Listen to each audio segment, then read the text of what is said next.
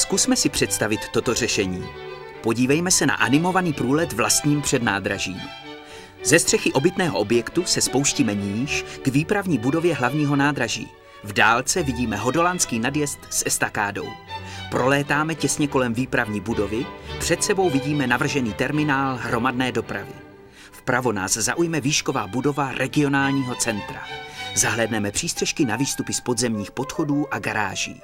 Náš pohled se stáčí k regionálnímu centru, objektu krajského úřadu a polikliniky.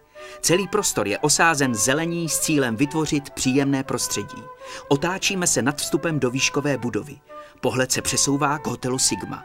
Zahlédneme místo, odkud jsme zahájili náš let. Nyní pozorujeme budovu hlavního nádraží s novým terminálem hromadné dopravy. Dole se myhl kruhový vjezd do podzemních parkovacích ploch.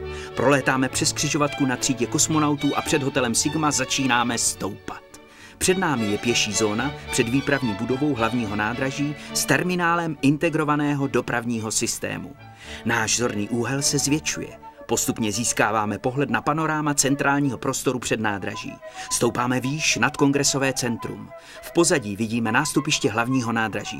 Z této výšky je dobře vidět komunikační systém s inteligentně řízenou soustavou 2 křižovatek. Náš let ukončíme a jako z upoutaného balónu se podíváme, jak je v tomto prostoru navržen pohyb vozidel hromadné dopravy.